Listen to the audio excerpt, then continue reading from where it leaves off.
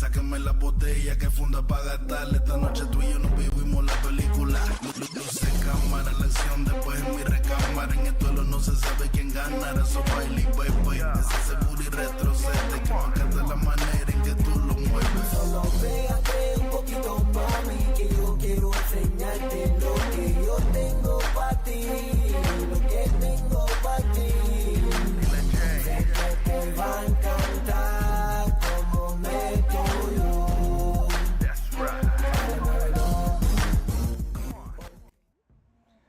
What is going on, everybody? Welcome back to Primetime Studios. Like always, I'm your host, Primetime Phil, and like always, we have our co-host, Gametime Bryan, in the house. We are talking Cowboy news, actual Cowboy news in May.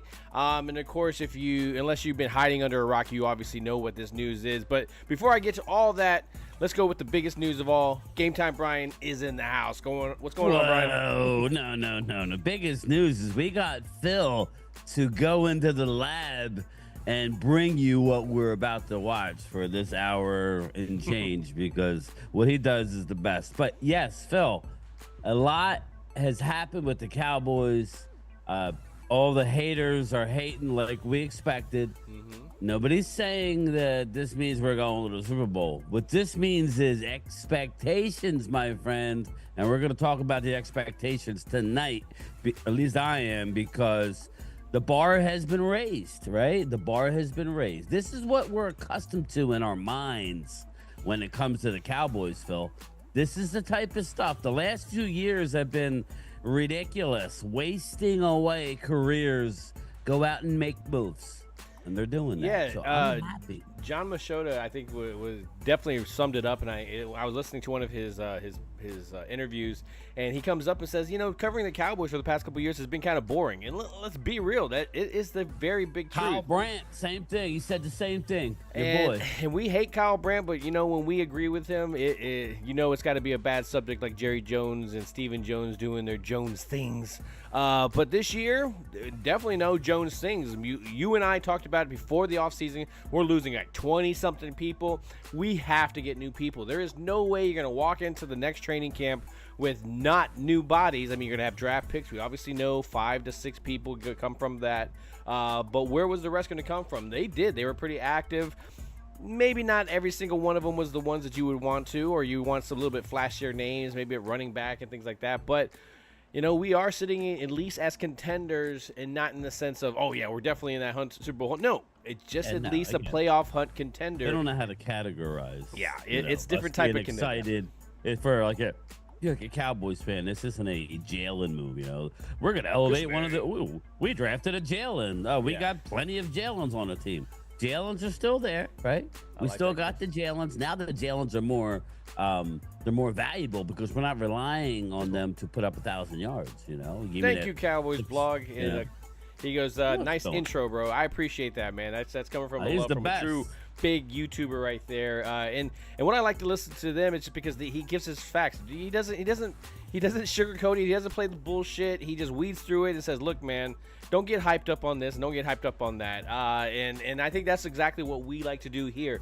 We shoot from the hip, and we call it how it is. I mean, we aren't Super Bowl contenders, but at least we are enough of a pretender to be contenders. And I think it's at least on the offense and defense, there are threats there. Yeah, of course, we're talking defensive tackles. We've been talking defensive tackles since the last 3 years, I think. It's just something that we haven't seen fulfilled. And, again, I feel going into the season is something that's it's a little lacking. But at least there was some kind of addresses there. There was new bodies put there. I'm not relying on an old body to come in and then, now he's gonna get the job done this year. At least you got 2 or 3 guys rotating in there to hopefully make a difference. Our biggest difference before was Hankins, right? And that's the guy that made our difference, and he wasn't a huge pickup. So how are you feeling about the Dallas Cowboys in their offseason, at least by now? And I know you're talking about it a little bit more, but if you can jump into a little bit more details for the fans. Yeah, well, first things first, Mark Hutchinson with the super chat. Thank you, Mark Hutchinson. Thank you, my friend. He says, good evening to all. Bigger side, let's let the pads and the helmets do the talking. again, that's how we were always. But, life's too short to just go and go, okay, but when was the last time we won a Super Bowl? Okay, but no, there's no buts. We just went out and got a fantastic wide receiver. What this does to me, Phil, is it's basically 3 words, right? It's 3 words. When I hear that we get a George Pickens, it's 3 words that come to mind. 1 year rental. Oh no, sorry. Okay, my bad. Sorry. That is 3 years. Can't double everybody. We've been in a situation where, and to CeeDee Lamb's credit, even with all the trolls, putting up 1,300 plus yards, being double teamed with shade over the top, Dak forcing the ball to him. My man is feasting. Well, now you got a Robin, a true Robin. Welcome, Dallas. Man. Welcome. It's been a while. I feel like the Batman and Batman. I almost feel like that. It ain't Robin, it's but not Robin. You get the point. It's a parallel universe as Batman coming over into this universe, and there's 2 Batmans. I thought Catwoman was badass, so I would go Catwoman and woman. To me, it's a little better than Robin. Come on, like Robin was a little punk bitch. Let's be honest. Yeah, he was. I liked Robin. I was a Robin guy. He's Dick Grayson. Dick. Come on, Dick Grayson, right? Anyway, but yeah, so that's where I'm at. I'm excited of obviously the talent. And then I'm excited about what it brings, to us. Well, I mean, let's be real. At least Cowboy fans can hold up their head a little bit, look forward to something in the season, whether it's a backup quarterback and a Joe Milton. That if something does happen to Dak, which there's a lot of people that are like, well, that injuries are happening now, it's going to be that way going forward. Hey, they might be right. But at least you have a feeling of some kind of positiveness when it comes. It's not Cooper Rush coming in, or it's the Trey Lance experience. I at least feel better about it. We all know he's not the savior and everything. Otherwise, he'd be the starter. Accuracy issues and stuff. But at least in each level, you have somebody you're looking forward to. I know the running back situation. I know a lot of people love that whole Jadon Blue there's edition. Plenty of people, and I agree with Drew in this respect. Eagles Drew in this respect. He's not a bell cow back. Mm-mm. Again, Eagles. You got Saquon. They don't grow on trees, right? But he's very, very explosive, but he's not going to get the ball 3 times. We get that. I don't know that we want that. I want to see more of Hunter, but we got time for that. I want to focus back. I know we got a question in the chat. Did he get his number? Yeah. I don't know that he did, but who's number 14? I would imagine he would if he wanted it. Is it Marquise Bell? Is Bell still that, or did he change his number? I think Bell's he changed last year. Yeah. But anyway, hearing this man talk, he's the big story right now. Okay, we can break down everything, but right now, Pickens is the story, and now you're hearing quite the opposite, right? You're hearing the GM of the Steelers saying it was time to move on for both parties, right? They weren't going to pay him his money. They have other things that they want to do. They are working on a deal to bring in the San Francisco 49ers wide receiver. They didn't have room for him. They weren't going to pay him. It was a smart move by both sides. But you're hearing what a good teammate he is. He's not a bad locker room guy. No. Let's not reset the narrative. Yeah. He is a guy on the field. He wants to win. He wants the ball. Oh, my God. There's a wide receiver who wants the football. Yeah. Shocker. And, again, he hasn't really had the best supporting cast as far as quarterback. I'm sorry. I mean, there's a lot of Fields. Yeah, I think there's a lot of people you hear a lot of the announcers or interviewers get really sour when they talk about him, and I totally understand the locker room stuff that you had, but let's be real, there was there was no stability at quarterback, and he was still the number one. People went into those matchups knowing, okay, we got to take this guy away, and he was still a threat. And I still back up in the sayings that he's not the greatest, sharpest route runner. He's just trying to get to open spots in the field. But again, that 50-50 ball guy that we have not had in a long time since Des Bryant. It's amazing, even on a 1-year rental. And I like the fact that if he walks away and signs a big contract, you get a possible 3rd or 4th comp with that switch later. So I don't really feel like you gave a whole hell of a lot to try to do that. You'll get a 3rd round comp for sure. The only way you wouldn't is if he would be injured. You still have the right to franchise. Not that I want to do it. And now rumors coming out, Phil, that they reached out to Baltimore for Rashad Bateman. Yeah. Well, like we reported as the rumor. I did not have inside knowledge on that, or I would have told you, but we heard multiple options. They did reach out. The intriguing thing about Bateman, who is, I don't believe, as good a receiver in Dallas as he would be, in my opinion, because of the exact perfect fit that a George Pickens does, right? Rashad Bateman had an extra year in his contract, so and they were less inclined to get rid of him. And I like the fact that he's on. Obviously it's not the biggest thing. I mean, I would love 2 years, but I'm not a big against him having that contract, especially with everything that's happened. It kind of makes him, gives him a fuel to really kind of ball out this year. And if he balls out, and if you keep him, that's amazing combination. But if you don't, again, he's balled out to at least give himself an amazing time in free agency. That's why, again, we're not offended by it. I just love that we at least have a number 2. We've been talking about it. We need somebody that can open up, and we talked about on your channel, what does it do for this offense? What does a guy like that do for the offense? In your mind, and I can give you the quarterback perspective, but when you look at this, bringing him into the offense, what do you think this does for Dak Prescott, CeeDee Lamb, the running game, everything? Well, again, you can't double everybody. That's where this all goes back to. You can't double everybody. And, I don't want to go back. I don't want to keep saying it, but we were so injured last year in all facets of our team that even our tight ends couldn't get involved, so again, good luck, I mean, all the shit talking has to come to an end at some point. You actually got to try and cover the offense. Okay. You can say whatever you want about Dallas, right? You can say whatever you want about their playoff woes. Okay. I get it. But the one thing Dallas normally does is play well in the regular season and put up numbers. So, good luck stopping them. Okay, we added to the interior offensive line, which everybody was crying for, and it was good. Now, in retrospect, I'm glad we did it. Yep. I mean, I ask you, Phil, would you rather have Ted McMillan and Brock Hoffman at right guard, or would you rather have a Pickens, a Trayshawn Holdings in the wings, keep all of our other guys in the mix, and go out and get George Pickens and go out and get Tyler Booker, who's a plug and play, who's already the starter on the depth chart? I think that's the way to go, people. I mean, again, I couldn't have seen this. They talked about it. You don't know if Jerry's kind of just trying to fill up or try to do the whole ringmaster thing where he's trying to get his circus some tickets prices sold. I don't know. And so when he actually goes back and he actually does something like this was a huge move. I haven't seen a move like this in a while.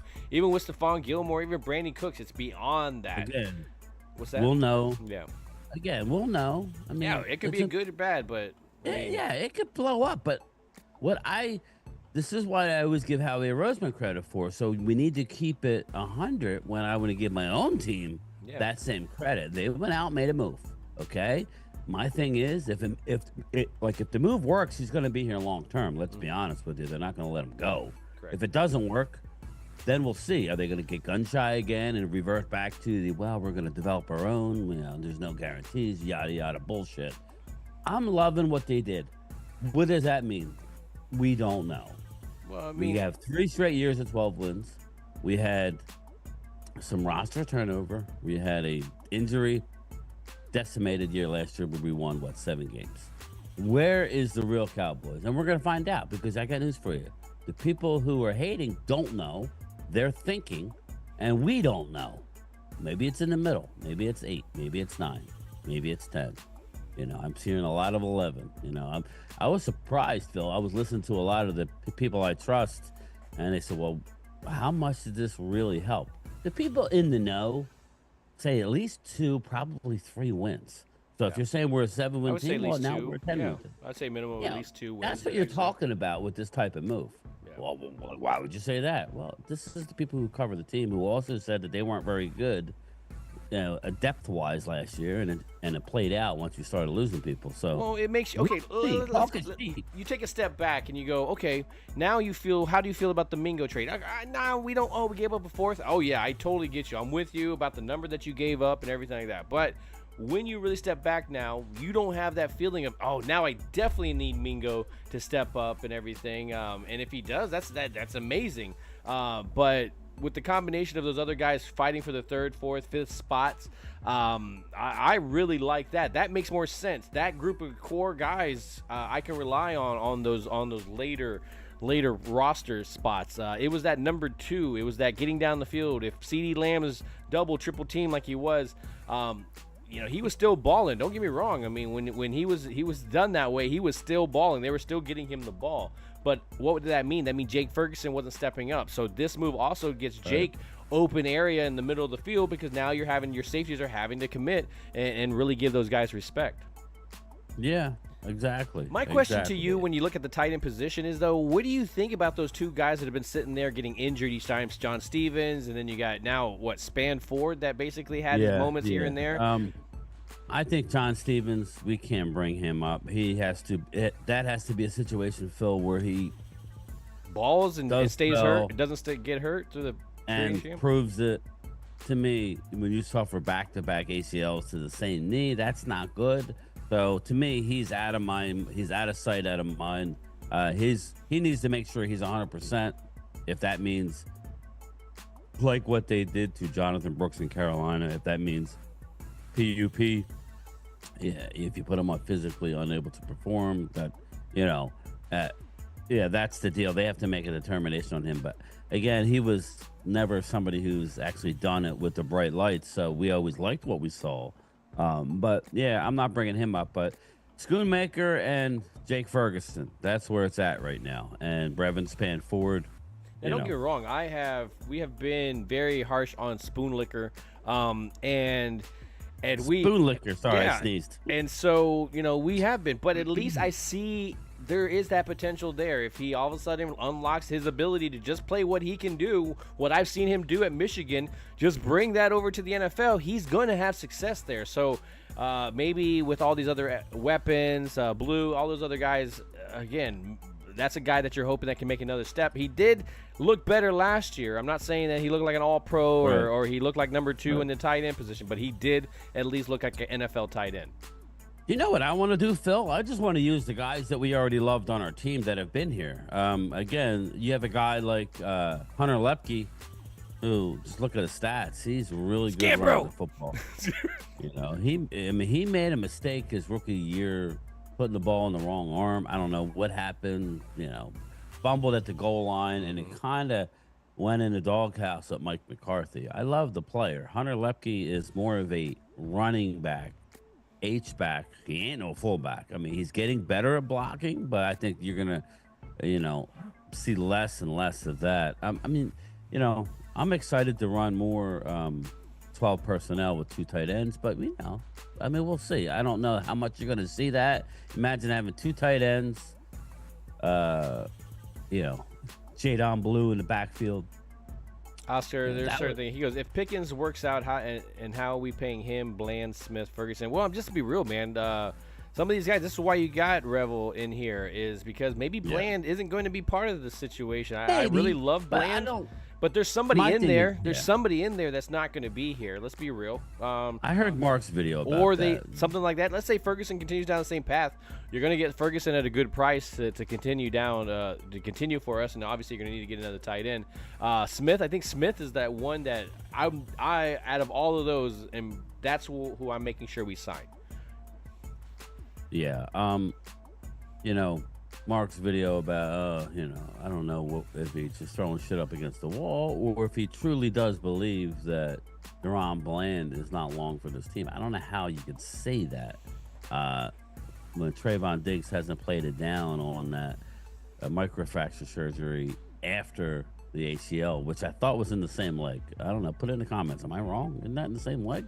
But regardless, I don't know why we're going into a season. Every team has this, where you have a high talented guy who may or may not be on the team. I mean, that's just how it works. You can't keep everybody, right? You saw with the Eagles. Now they won a Super Bowl, but they could have kept Mekhi Becton. They could have kept Josh Sweat. They could have kept Milton. They prioritized, their salary cap going forward. So, I don't know. I look at it as a positive. We got guys on the last year of a deal who are playing for contracts. That's a positive. Let's not be negative, Nancy. All right, and that's not being sit there. What was me, Mark? When it comes to, I like guys like that. You want to put players in a position to have to perform for their paycheck. That's where you want to be usually. Yeah. Okay, if you have too many comfortable guys, Phil, that's not always a good thing. Unless you have unbelievably talented guys like we did back in the 90s where they could wake up, roll out of the White House after being up on a 3-night bender with hookers of coke and roll in and dominate. Well, that's not normal, people. So, that's just me. I know. So, what's up, Thomas Garrett in the chat? What's going on, brother? How you doing? Yeah, so there was a couple of things. There was a lot of things. I mean, when they talked about it, when I looked at the Pittsburgh Steelers, I'm gonna go back to Pickens thing. So just for a moment, because as I was looking through Twitter there, one thing that obviously comes out. Oh, look, man, DK Metcalf and Pickens are gonna be the top wide receiver. Dude, there was a lot of that talk. I did see that on there. Now that he switched over, Pickens doesn't have that same respect. That's that Dallas star tax, right? As soon as you put that star on there, your value goes down. It comes off the lot. Your value it comes down. Duval, that's probably awesome, but I don't know. And so when you look at Pickens and the value that he just dropped, when I look at Pittsburgh, if they're gonna bring in Aaron Rodgers, that kookiness, and then you got DK Metcalf with his divaness, you really thought that they're gonna have Pickens with his stuff? Never. Not when you're hearing Brandon Ayuk now resurfacing. Niners are desperately trying to unload Brandon Ayuk. Expect Brandon Ayuk back to the Steelers. So just think of it from a Steelers point of view. You get rid of a guy who you weren't going to re-sign anyway. Let's be real, anywhere from 25 to 30 million next year. That's what he's going to make. You used a second rounder. You got a third rounder in for him. That's good. I think it's great. Expect the next move to fall because Niners have a boatload of issues where they did not get the job done, right? We can say, they beat Dallas. Okay, if beating Dallas is your Super Bowl, San Fran, you didn't win a Super Bowl. That's the end goal. This is where I always used to tell Drew, you go to the Super Bowl and lose, nobody cares. Nobody cares. It's been longer since they won a Super Bowl than it's been since we won one. Now, they've been to a couple, and that's great. But if you don't win, nobody really cares. There's no trophy for second place, at least with me. I don't know. But they're in a world of trouble. We're hearing, Christian McCaffrey's looking great, but they're trying to unload Ayuk so they just re-signed Kittle basically for a year for cap relief. Yeah. And they can't seem to get a deal done with I didn't understand that Kittle move at all because that was kind of a salary cap thing where they were able to add a year. So they can push give him some cash. It create a little move it over. I see that's what it was. I didn't know if it was. I thought they actually invested in him, and I was like, oh, really? No, they did not. I mean, they did for another year, maybe two. That's probably what it was, but nothing long term. But let's face it, NFL is not really long term anymore. No. Even when you see guys get these, oh my God, did you see what he made? They're already talking about moving on from Trayvon Diggs, which is kind of harder because when you look at his contract, it's kind of hard to move on from. See, I'm not one of those guys. I understand Diggs not being on the field and everything. I'm still a big Diggs fan. I still love his presence on the field. I love his swagger that he brings to that secondary as well.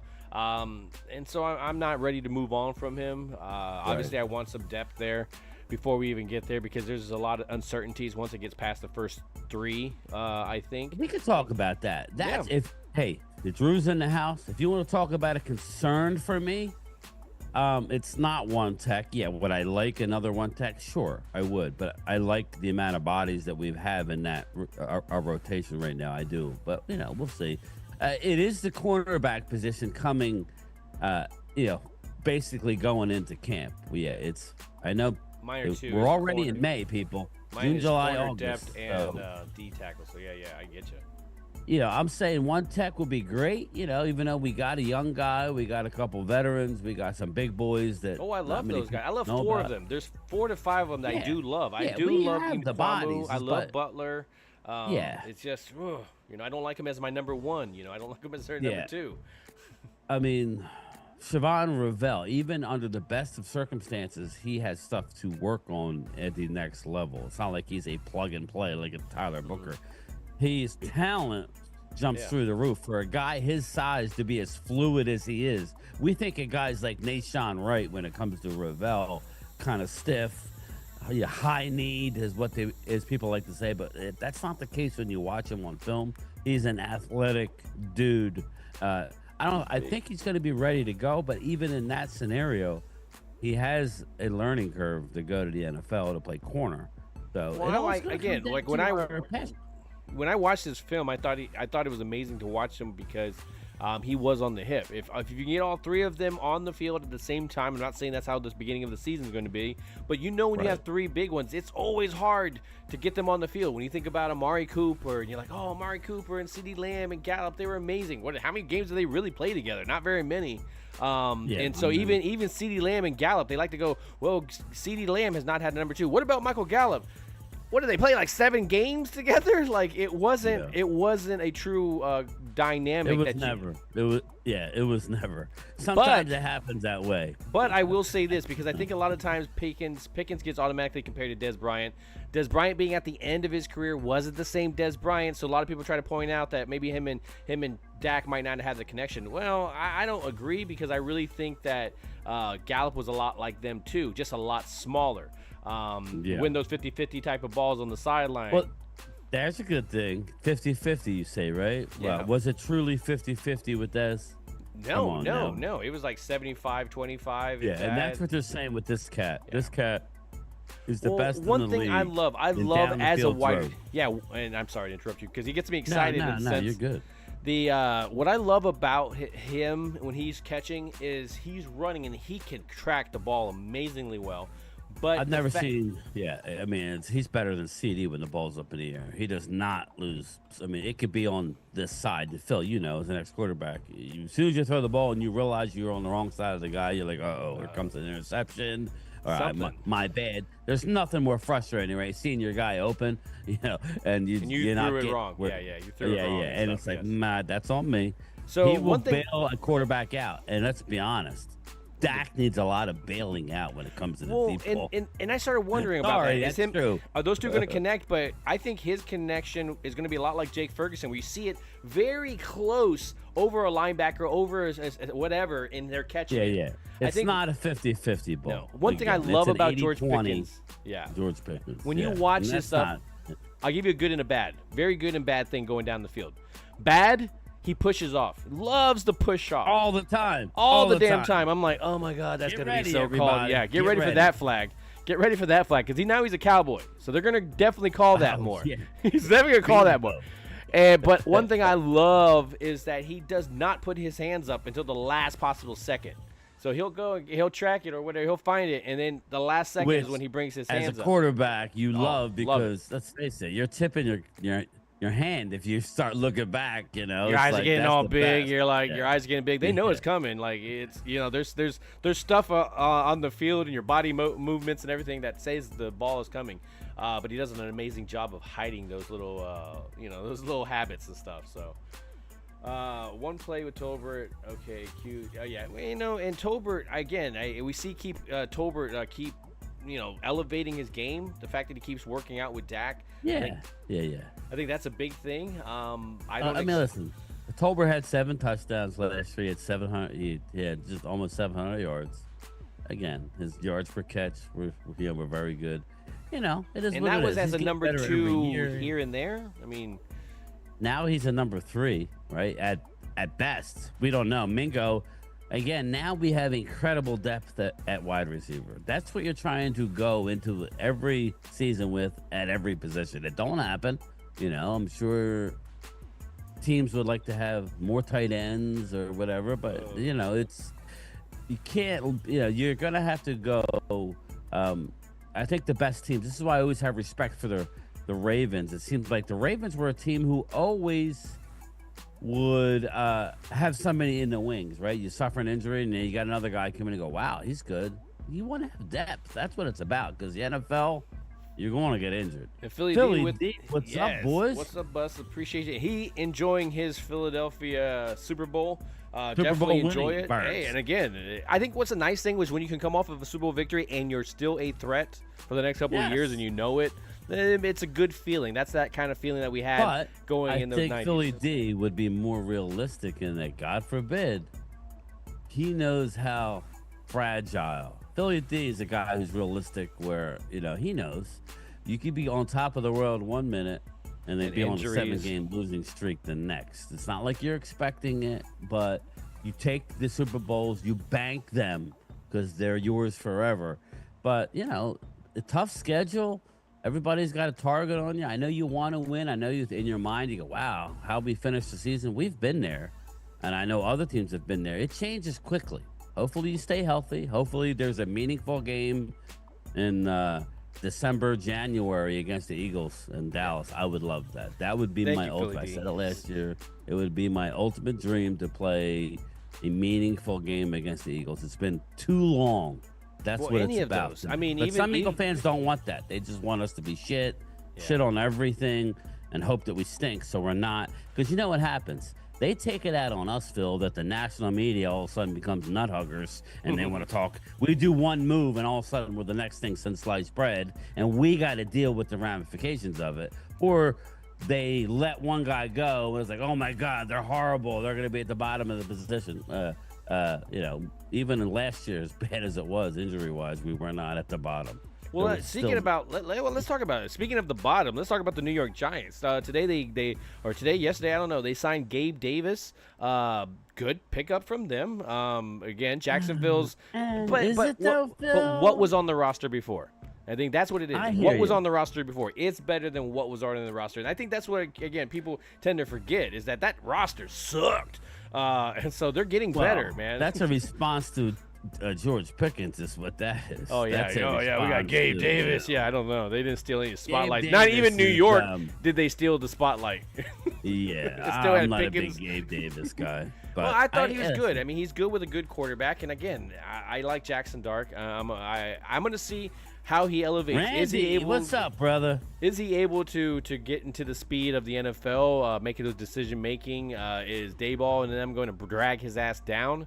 Because let's be real, they're good coaches, but, man, since he's become a head coach, everybody's ability kind of, Randy McIntyre says, hello, man, go Cowboys. Super chat. Thank you, Randy. Thank you, Randy. I really appreciate everybody's support, man. I really do, man. Yeah, well, we have a tight-knit group. We just got to get everybody else over here. These people are always here. We love you. But it seems like, we need to get the doors. Once the doors open, the floodgates open, it's going to be incredible with the shit that's going on this channel. As far as just look at it, I mean, this makes me look like some jackass, but it is what it is, right? Gametime knows Phillies is my love. Enjoy the moment. Yeah, I got them on right now. I'm watching. They're down 1-0 in Cleveland, but I'm liking how Bryce is swinging the bat. But we'll move on from there. But yeah, I don't know, Phil. I'm excited. That there's nothing wrong with that. There's nothing wrong with being excited this time of year. If you're a team this time of year who's not excited, then that's well. Let me ask you a question. That's where we were last year, was it not? Yeah.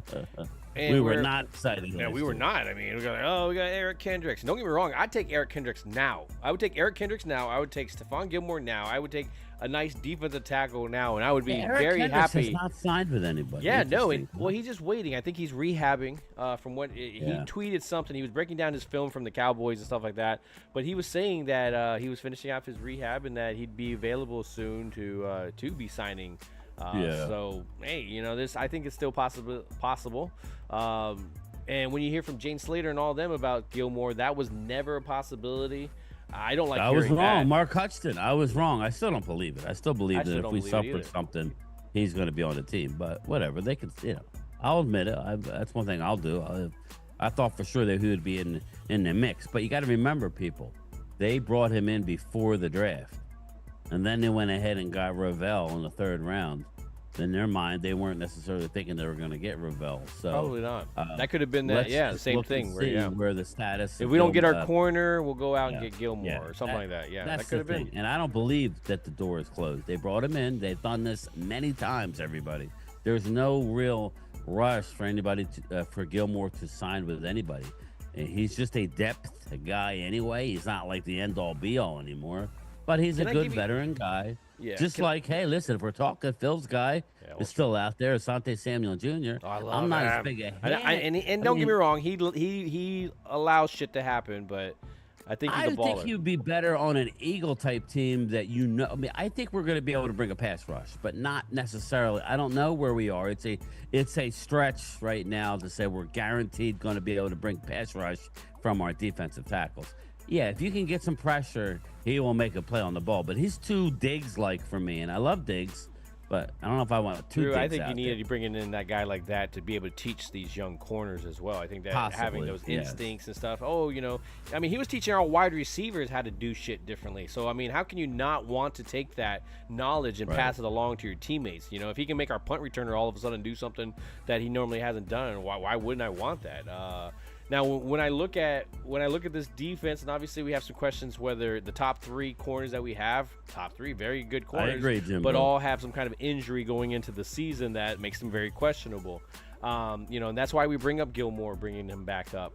Well, that's the one area of the team I'm really concerned about. Other people seem to be worried about tackle. I want to tackle just because I think it would be great to have a stud in the middle rather than, we got a rotation. But I think corner, like Phil's saying, is an issue early on in the season anyway. So Mark, can't wait for the schedule because we're gonna know.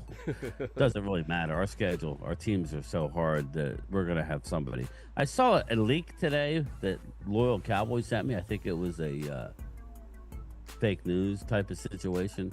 It says Chicago Bears opening week in Chicago. Did anybody else do the same I saw thing? that. I did see that. I saw that as well, that we would be at Soldier Field. So I was like, interesting. Yeah. Interesting.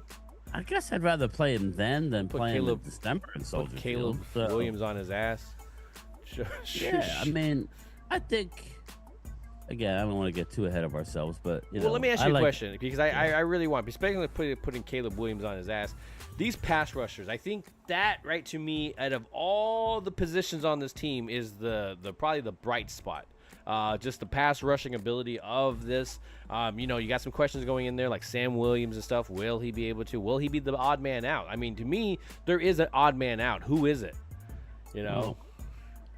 Yeah, looking at Marshawn Nealon, his flexibility of playing tackle just by he's another guy that, I don't like. He got hurt. I mean, he's not out for the year type of situation, but he had a couple rough injuries last year. Big boy. He can play defensive tackle too, and he'll see in Eberflus's system, he really likes a rotation of defensive ends and linebackers who are able to come downhill. That's what he likes, which is why you see them getting who they're getting. I think in his mind, he feels we have more than enough at the one technique. Now with the addition of Jay Toia and obviously our above average three techniques in Osa and Solomon Thomas. So we have the bodies. It's just, I'm curious to see how it's all going to come together. But Sam Williams is a guy where if he remember the last time he played, he had 7.5 sacks. He's a very physical player. He was, I don't know about now, was immature off the field. Yeah. So we'll see. We do have above. Well, let me ask you a question. Going into the season, technique. We made the Pro Bowl. He's one. He had more. I mean, let's face it. He led the league in pressures last year from that position, Drew. I mean, that would be above average. Solomon Thomas is a backup, is above average for a backup, I would say. But anyway. No, and I agree because and Solomon Thomas, I think Solomon was the one that took number 90, if that's what we're talking about as well, too. What's up, Twiz? No, I do like the improvement on the defensive line. I was not a big fan last year. I love the pass rushes, but again, with injuries, man, we started scraping the barrel. I mean, we did find some diamonds in the rough. But those diamonds in the rough are possibilities that might not make this roster. I am a big Dante Fowler fan. I think he's that person you put on the opposite side of Parson. And I know you just drafted Easy. I think that's going to be the decision, whether it's going to be Fowler, whether it's Easy. Who's going to be the one that's going to be out there representing that other position in the beginning of the season? Again, on paper, Well, not even on paper. We've seen it from Fowler. We've seen it from Micah. Sam Williams, we've seen it, right? He just wasn't there last year due to injury. Raw, unbelievably against Sam Williams. They forget how good he is against the run as well. He's just weird off the field. So I don't know how he's matured at all. I don't know. But you asked me about Sam Williams. If he has a great year, he's probably gone. We get a comp pick. You know, that's what it is. I don't know. I don't think Sam Williams after Ezerako, easy. I don't think he's long for this, but yet you have him in a perfect situation. He's fighting for his NFL life. Dallas normally does well in those situations. Yeah. So I expect him to have a big year. Well, again, our defensive ends rival anybody's as far as depth. Thank you, that dude Rolo. I appreciate that, man. What I was gonna say was when just moving a little bit out, depending on how Eberflus's system, you might have that rusher like that, and then you might have an outside linebacker beside him. How are you feeling about this linebacker core? I know I feel a lot better than what I left the last season with. Overshown obviously being one of those flashes that's going to possibly come back. We don't know when. How is that rehab going? I worry about him even when he is back. Let's be real. It's gonna worry me throughout the season whether he's gonna all of a sudden get an injury and gonna be out again and stuff like that. So I worry about him a little bit. Sean Lee kind of complex. Yeah. Well, you got Leah Fowl, right? So he's like the quarterback. I mean, you were hearing rave. Now he was a Zimmer guy, so that'll be interesting how Eberflus sees Leah Fowl. That's the one thing about coaches that when new coaches come in, where do they see these guys? Now Dallas will force feed Eberflus and say that he's this and that. I don't think there's I kind of in a roundabout way, remember when Parcells came in and he couldn't stand that win. There's no way I want that win. Oh, yeah, win. He's not a big linebacker. He's small. He's short. Him and Dexter Coakley, right? Yeah, Dexter Coakley, exactly. And yet all they did was win him over. Again, Leah Fowl is a really smart individual, and he's a big linebacker who was a rookie and was coming on at the end of the year. I love him. Overshown, we know what we have. We just got to keep the man healthy. He's already healthy. I think that's He'll be ready to go by game one.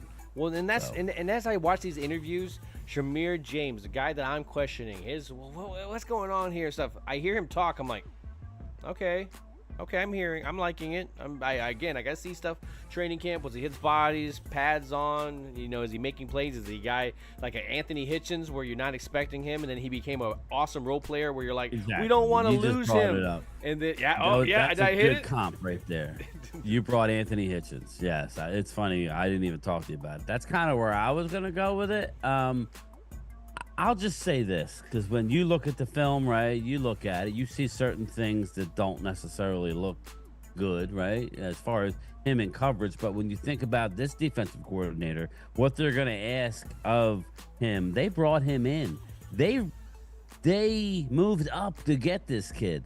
They obviously see a certain thing in his game. They were disciplined the whole draft, except for this one pick. I think it says something. So I would tell you, Phil, if you're right, then that sucks for the Cowboys. But they thought it was a necessity to trade draft capital to move up in the round to get this kid for special teams, but more importantly, his physical nature, downhill style. I don't know how you could argue it, but we have to see it. This is just preseason. Well, just like I think the one guy that's forgotten, that we're not forgetting. Let's be real, as Cowboy fans, as Chicago Bear fans are not forgetting. Sanborn, right? Jack Sanborn. Jack Sanborn. Another I think guy. that one's the one that to me is I'm going to keep an eye on, just because he's the Eberflus guy. He's bringing over that system. He has that, he's going to be teaching everybody else in the sense of what you're looking for in each time.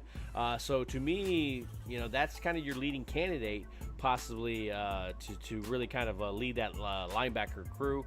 And that's what I'm saying. Unexpected leaders but a locker room ability, you're making a positive atmosphere. And of course, they're like, well, and I said this before, and I'll admit this, that when you think about Pickens, we talked about Pickens, it's like, well, it doesn't seem like a type of shoddy type of guy, but why are you building this type of atmosphere? But to bring in a guy like this and to comfort him, to be able to nurture, just basically that personality. And as I'm hearing more in interviews, especially with ex-Pittsburgh coaches, you're hearing about the locker room thing and how he just wants to win. He wasn't arguing with teammates. His teammates love George Pickens. So, again, if I'm going to take their word for it, I'll take the teammates and George Pickens over Russell Wilson, who's an absolute buffoon in the locker room and off the field. Sorry. Russell Wilson's a diva times 10. So, listen, I'm going to give the kid a chance. But, we have a lot of ifs, right? But Sam Williams, you brought up Sam Williams. I want to go back to him. He's not an if. He's going to give you, 7 sacks. I mean, that's just going to happen on limited time. So we just have, our defensive edge rushers, it's incredible how many guys we have. So I agree. And they could bring Lawson back. Well, you saw something. They could definitely. He lost. Well, there's a lot of guys out there for every team, not just the Cowboys. Well, let's think about it for a second.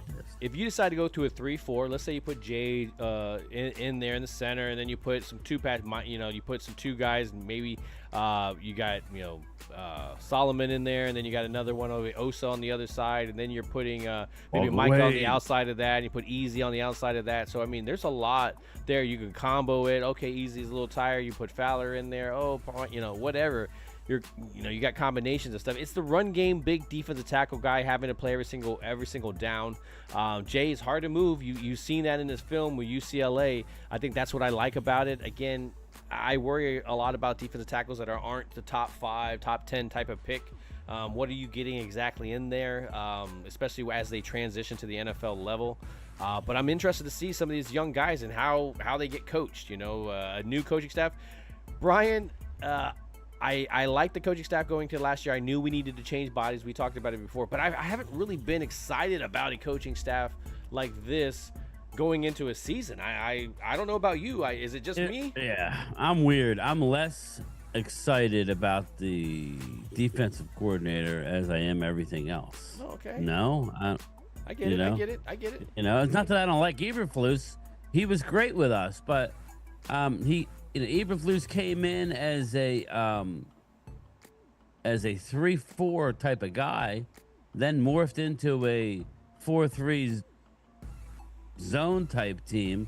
It's very interesting to see where we're going to go with our defense. Mm-hmm. Obviously, you take the guys and you mold them and you play them in the best possible, but then I'm just very curious of what they're going to do. I think they're going to, it's hard to play this way.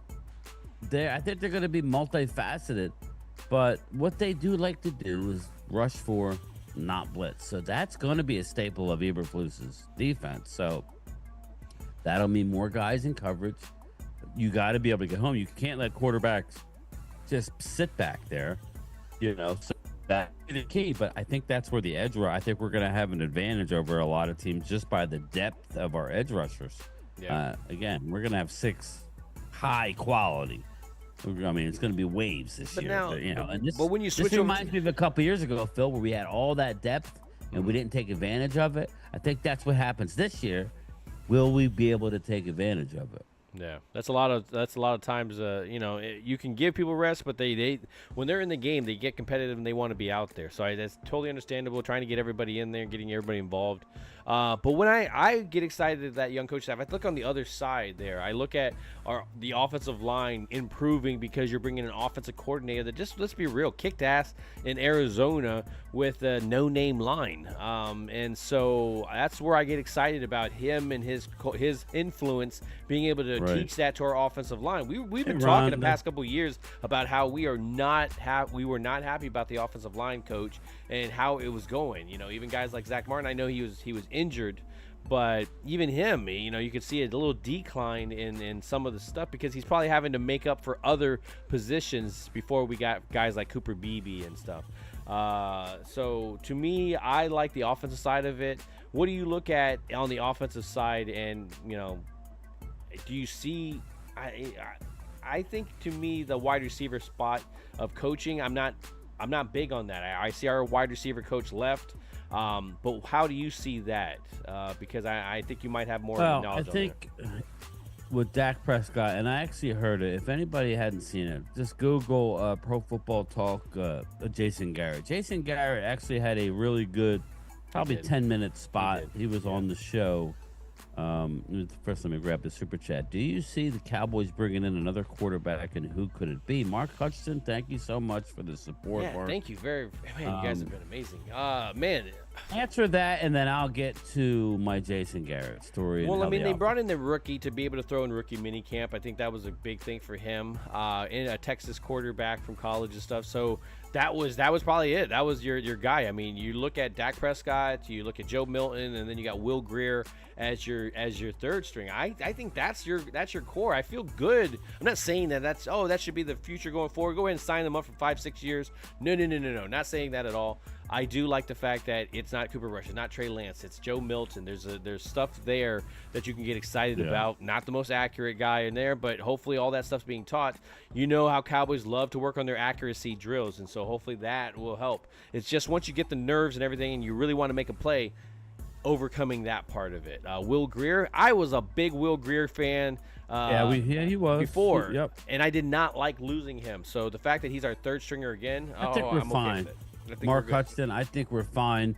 They do need to bring probably 2 guys in. I think they next did year's bring draft. in a local kid in, but I mean they need to bring in just for bodies wise and training camp and be able to get through a training. You need at least 4, probably 5 now. Well, I mean you do because you're gonna roll into the season with 4, right? You're gonna have 4 quarterbacks on the roster, and that might be the guy that they just put as that rookie. Yeah. Or something like so that. Look for at least 1 more. But good. Getting back to your question about the offense and how do I feel. Go ahead and check out Jason Garrett. He's a very honest guy. He knows his shit. It's just a shame that he was more of a rah-rah guy, and I don't know. We're doing the Jason Garrett thing now. Let's be real. We are doing the exact Jason same Garrett, thing. 5 years of him was fine. I mean, our problem is, or my problem was, we went with 10 years with him. Maybe 7. He should have been fired, but they didn't want to pay a guy not to coach type of deal. Yeah. Nothing against Jason. It's over. I wish him well. He knows his shit. But he was saying that they asked him, well, how's George Pickens and why everybody who plays with Dak, and I mean everybody, okay? Everybody who plays with Dak Prescott loves Dak. He normally elevates his wide receivers. He's done it time and time again. But the guys come in here, they make money off of it. They go usually elsewhere. But he has a way to bringing the team together. He was telling a story about playing, what do you call, hamper basketball or whatever in the locker room. And they were, long after practice, they heard hooting and hollering. They were in the film room and they heard hooting and hollering. And Dak and, the half of the offense, they were in there just playing hours, just hanging out, team bonding. That's what Dak does. Dak already reached out to Pickens as soon as he heard that he was a part of the team and reached out. He's going to go to the Dak yard. Or they're going to meet somewhere. I don't know if the Dak yard's done, but the one thing Dak does, he's a hell of a teammate, and he's going to make it work. Now, to what extent, only time will tell. But yeah, that's who's going to be the big key of making this offense go. Jadon Blue already reached out to Dak, already reached out to him. Again, he knows what he's doing, people. His problem is his playoffs. It's hysterical because if Dak were to get to a Super Bowl and win it, or even just get to a Super Bowl, that probably would cement his legacy because he's going to have every Cowboy number, like record. He's going to have it. And the Dak haters are not going to like that. But if you give them a jacket, then it's like, well, okay. Then he'll be in the Hall of Fame. He's getting close to that if he can actually win a Super Bowl. So we'll see. Long-winded, sorry. No, it's good, man. It's good. But I mean, there's a lot there. It's where, you know, when everything had happened, the draft was happening, I was still like, What's up, Jesse? I don't feel good. I really wanted a receiver coming out of there. You know, I wanted a McMillan. I know we didn't have that. I wanted Ibuka because I wanted that route runner. I wanted somebody to take some kind of pressure off of CeeDee Lamb. That's why when Booker got signed, I'm like, I get it. I love the possibility of Tyler in the center. My question marks, of course, they're going to be Tyler Guyton and Steele. Again, but not terrible picks. It's not a Chaz Green going into the season. Yeah. So I was like, okay, I get it, though. But I still want that wide receiver. Go out and get a corner, get a nice defensive edge. Oh, man, I love the defensive edge. I get it. Sam Williams was hurt. You had Nealon that was needed to come in and make a play, and boom, all of a sudden was hurt. So you couldn't really rely on him. So you need to go out there and get it. I get it. Fowler got signed. But then when you make a move like this, all of that even makes more sense. It's the knowledge that they have. Why don't you pick a certain player? Because you have the knowledge that they have an injury history or whatever. Oh, the doctor likes him here, but we didn't draft him. Well, there's a reason why. Maybe they didn't like what the doctor was saying as well. It was too. funny, because Ultra had just been saying, and any good coach will tell you. Football's a rough sport. You want to have leaders. I think we have enough leaders in the locker room. We have enough good guys in the locker room. It's a rough physical sport. You need some dogs. You need some. I'm sure, Phil, you've been in many locker rooms where there were too nice. Some people need to be called. Some people need to be called out. Or you have too many dogs and not enough guys who just want to hang out. Level-headed people. Like glue guys and stuff. It takes everybody, but you need some dogs in that room in order for you to win. You cannot do it with a bunch of guys. And Jason Garrett's father stepped up back in the day, and he was like, hey, listen, this is when Randy Moss, everybody, the Eagles, Dallas, everybody took him off their draft board. And he stood up, and to his credit, he goes, this is football in the end, guys. In the end, you want guys like Michael Irvin. Michael Irvin would have been ran out of town if only they didn't win 3 Super Bowls. You know what I mean? His act would not have worked, but the fact that they won, he was great. That's kind of where you have to be. You want to win, you need guys. In my opinion, you need dogs. Well, yeah. I mean, when the offense is not going, you need somebody that's going to call you out on your shit. It's just, again, I mean, you hear about the other stuff, it's like, oh, okay, if you're up by 3 touchdowns, and then all of a sudden he only has, CD has three of them, and he only has like a touch or two. Is he pouting on the sidelines and stuff like that? I don't know, man. It's the culture. It's everything involved. I think it's up to Shoddy and them to kind of get him involved. Shoddy. And if CeeDee Lamb is doing his thing, I don't think it's going to be a problem getting Pickens involved. If Jake Ferguson is doing his thing, if Jadon Blue is doing his thing, is whoever's the power back, if he's doing his, other people have to do their job in order to make it all make sense. And it can't just be all on Pickens, and it can't just be all on CD as well, too. So, and I think that's where people fall into that category of, well, now Dak doesn't have an excuse now. I agree in the sense of now you give him some weapons, but we've all known that Dak is a guy that needs weapons around him. He needs a line that's going to block for him and not push the pocket into his face. Every quarterback needs that, but he needs it a little bit more than other ones. He's not that Patrick Mahomes type of, as much as Little Diggs wants to do it. But when you look at this team overall, how are you feeling about the team compared to at the end of the season, man? Compared to the roster that we lost? Wow. Compared to where we were. We get better? We're healthier. We're healthier, right? Oh, yeah. That's automatically. We're a lot better. Now, there are a couple of positions that I'm curious to see about. We're going to rely on some young guys, as it seems like most teams are in the league. Real quick, Twiz, CD got a 1 so he could play the slot. Hey, that's fine. I mean, thanks, brother, Twiz. It's just funny, again, man. He played a lot of the X last year and put up almost 1,400 yards, but I do agree with you. I think he's better on the move. Actually, I actually think both guys are. You're going to see a lot of different. Yeah, I think CD's great show, guys. Inside, Dallas outside. is flawless. I love it, man. Drew, I always keeping it real. That's not the case, Drew. He does give a shit. But I appreciate that, Drew. I do appreciate the support. We break balls, but that's what we do. It's a South Jersey thing. It's a Philly thing. the end of the day, Phil, I think we're better, obviously, because of actual people on the field. Hopefully they stay on the field. I don't wish that on anybody. It was kind of it sucked. We still got a quarterback who has something to prove early in the season, because I think it's fair to point out that he wasn't off to the best of starts before the injury.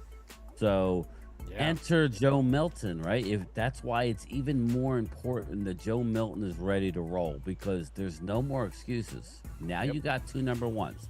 I went and looked. I would probably put this duo around 6, 7 right now in the league.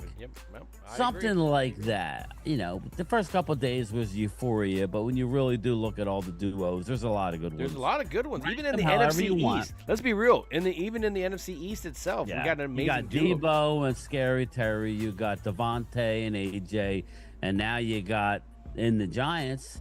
I love the receiver. You got Neighbors, Well, I don't know. Neighbors, whatever. But Neighbors. But Dallas. Now they're on that level again. There's no more excuses.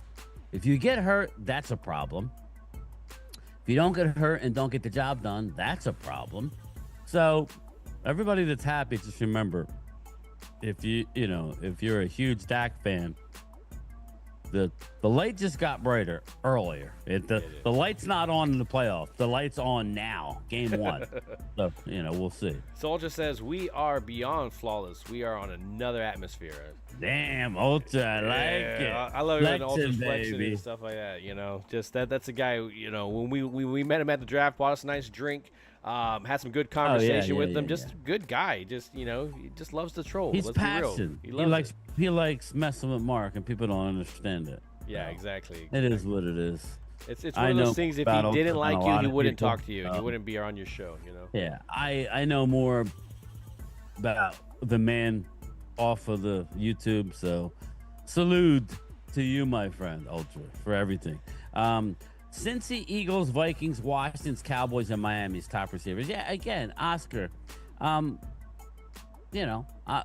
We were just excited early on. We were excited. Now it's okay. All right, Dak. Now you got your weapons. Now you actually have to do something with it. Yeah. You went out and got a day 1 starter at right guard. Everybody who knows anything knows that he is his floor. He's better than Zach Martin was the last probably 2 years, right? Zach had really come back to earth, kind of like Laramie Tunsil. Not that he was as penalized as Laramie, but he definitely came back. He's going to come in and be really good at the right guard. So you got your pocket, bro. You got your pocket. Any pressure that's going to come to you is going to come where you could, you could kind of make sure you can shade that. Everything's going to come down to left tackle, Phil. You know that. Everything's going to come down to left tackle. If you're going to give me something on offense that you question, what do you question? Chris. Going into the season, if you had to question something on the offensive side, what would you question? Right now, I would say my running back room is questionable. I would say running back. Yeah. As much as I like Blue, how's it going to look day 1 right now as it sits? I would be going out and adding one more body, because I don't know. I don't think Miles Sanders makes the team. So who are we looking at? Jadon Blue and Javonte Williams. Okay, that's a little thin. I understand we have Deuce Vaughn. I get it. I don't know what his future holds. Yeah. I think we could use another guy. Go get me a Nick Chubb. Go get me somebody like that. I think a Nick Chubb would be good on a cheaper deal. Bring him in here. But, that's just me. Yeah. I'm with Drew. My right and left tackle are the question marks. I mean, you got guys in position. At least you got spots in there that, right tackle's made a Pro Bowl. Yeah. So he was coming off injury. I would say left tackle, at least the right tackle, Dak will be able to see it. Again, the numbers tell you different of actually how Steele played last year than the naked eye, believe it or not. So he actually didn't play horribly. He needs to play better. You're right, though, Drew. So he needs to play better. I'm more concerned about our year 2 left tackle. Yeah, and I can understand just because I don't have a lot of video there, seeing how he is. How is he going on the offseason? When you hear Duke Merriweather saying what he's saying, feeling a little bit sour stuff, so I'm questioning stuff of that. I want to see the pads on. I want to see him hit, and I want to see how he's handling this amazing pass rushing roster that he's going to have in front of him. Because let's be iron sharpens iron, and I think this is going to be a great offseason for that to happen with our tackles. See how Steele is going to be. Is it one of those guys that you can feel good about walking away with on the June 1st thing because he's not there? I think he'll get through camp. We'll see how he is. I mean, we don't have a plan in place, so he obviously is the plan going forward for this next year. But I think you really need to kind of start looking about that possible replacement. I think you got him at a very cheap spot, and it's really kind of showing its moments, especially coming off the injury. We all understand that. The running back, I wonder who's going to be the person paired with Blue. I like Phil Maffa, but again, I got to see guys. About Maffa. I did forgot about Maffa. I got to see him with pads on. I got to see him. I'm not going to rely on two rookies as my 1-2. No. I know what people are saying. I'm not saying they can't eventually get to that. But going into the season, week 1 at the MetLife or wherever we're at, you get the point. Who's going to be the guy, and that is a bit of a concern for me. I still think we need another piece there. And that's one of the good thing. Phil is running back is one of the easiest places to get it. Right there, and I think that's what I was going to say was that Rhonda with the super drafting. Chat. We got to get to that. I will grab that here in a second. The drafting of Booker, I think, improves a lot of what you may have missed with the running backs. I mean, let's be real. Having a center, those two guards and a center that can actually push forward is going to improve anybody's touches in that backfield. So Rhonda with Super Chat, the crush, the Cowboys are making moves. Do you think we're setting up for a deep playoff run? Go Cowboys. Well, I want to see what happens with the East, right? I want to see what happens with the conference. Our schedule's so rough, Rhonda. It is. Let's just get to the playoffs. Yeah, to me, the playoffs. It's gonna be hard. Getting in is the hard part. Once you're in, then it's like, okay, boys, let's play. Is the Lions healthy? Sounds funny for Dallas, but getting into the playoffs is gonna be tough this year. Well, some of these teams, let's be real. So a lot of them are stacked. We talked about how the Eagles are stacked. We talked about how the Detroit Lions, they're stacked. The Washington Commanders, the New York Giants gotten better. I mean, all of these teams have gotten better. Even guys like Green Bay, they get Golden Tate now, a wide receiver to actually pair up with Love. Not Golden. Yeah. What am I saying? Golden Tate. Listen to me. Matthew Golden and stuff like that. Golden Tate. Yeah, Golden Tate. Listen to me. But when so when I look at this, I think getting into the playoffs is going to be the big one. How are we healthy? Are we everything? At least we have a weapons on offense to push in the playoffs. At least we have a running game in possibly the playoffs to have something there. I don't know what we have there yet until they get on the field with stuff. How is that defense? How's Eberflus? Are they buying into the culture? Does he have his guys? Was he able to implement his scheme? I think there's a lot of question marks, even just going into the camp. But I at least feel better about a playoff possibility with this team compared to what we were more than a week ago. I agree with you. I definitely agree. But you guys have had some hell of a super chat, so I have to say. Insert cash or select payment type. Sonic Boom!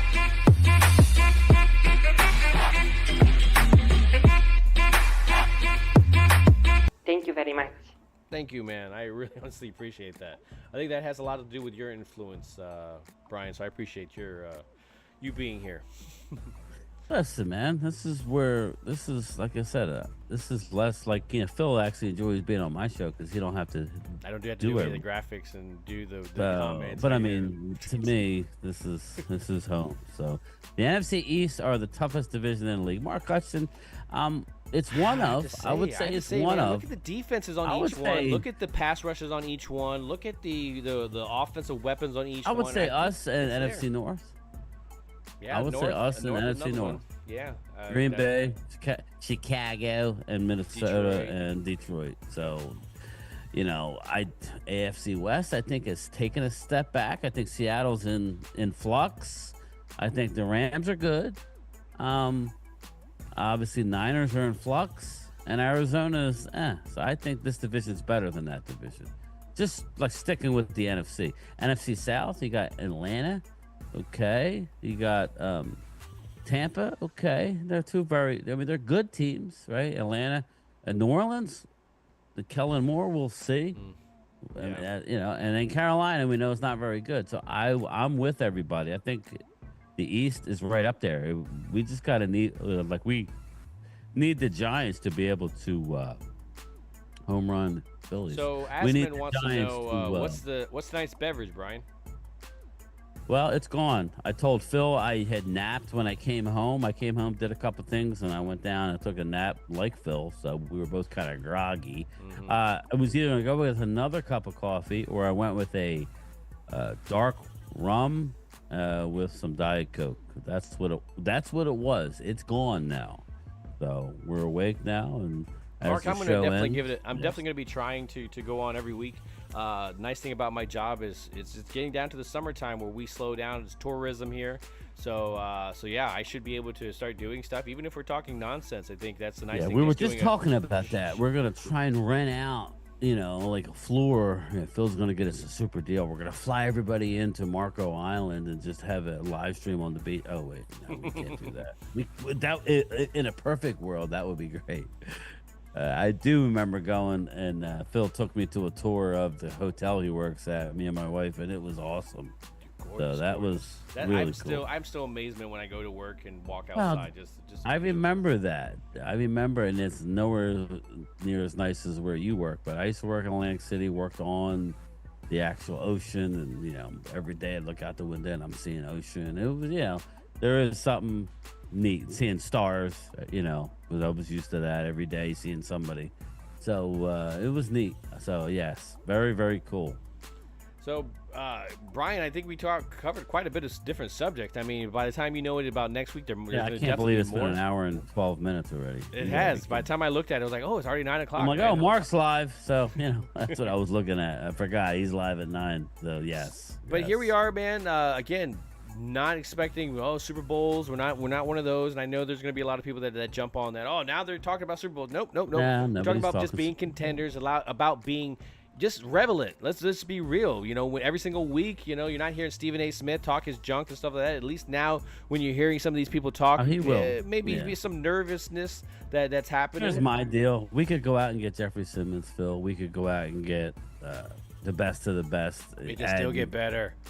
And I would be like, okay, but I would still be scared as soon as the regular season ends what we do in the playoffs. It's all about the playoffs. It always is with us, but more so now than ever. But this year, you want to make the playoffs this year, you need to play well in the regular season. You need to put up a good spot and number, because it's going to be tough for everybody. It's going to be tough for the Eagles. It's going to be tough for the Commanders. The whole division. And it's going to be tough for the Dallas. Philly D, thank you, brother. So, Brian, I appreciate you. Oh, we got another one.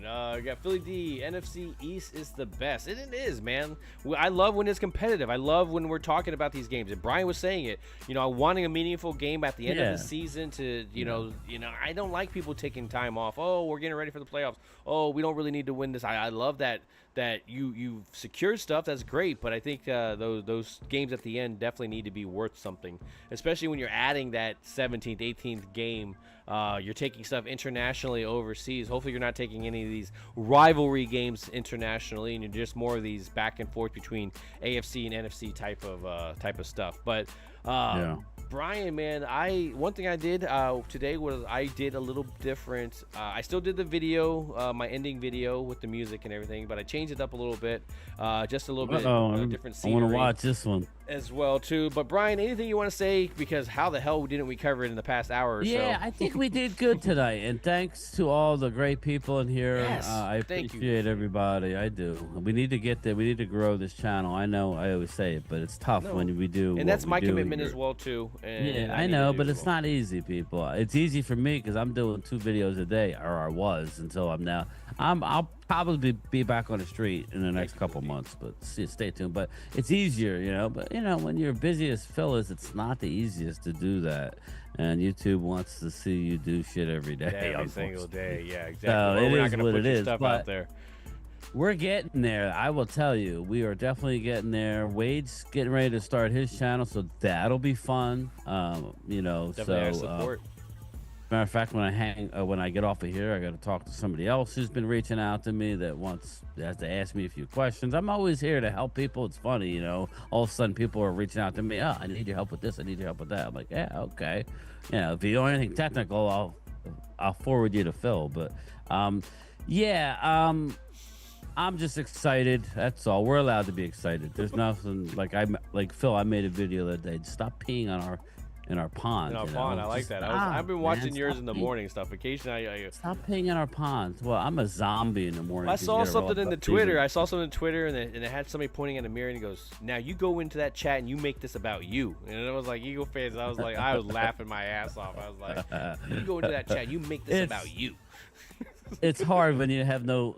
Like, it's hard being that team who stinks, right? And you really can't engage with anybody. Anything. Yeah, you have no fuel. You have no ammo. Like, okay. Yeah, exactly. Now, don't let us get out to a good start. You know, now we're out to a 3-1, 4-0 start. And then all the hell was going to break loose. But we'll see. We'll let it get to there. But great. I love everybody. Yeah, and I appreciate everybody. Thank you for the super chat. My jacuzzi season. Yeah, thank you very much. It allows me to get these apps and stuff to do. Schedule release next week. We find out if we're going to Vegas. Stay tuned. Exactly. When exactly is it going to be happening? But one thing I do appreciate everybody not forgetting to do. Always ring that bell. Always ring that bell, guys. You guys take care. Peace. That was ominous. What the was that? What the is this?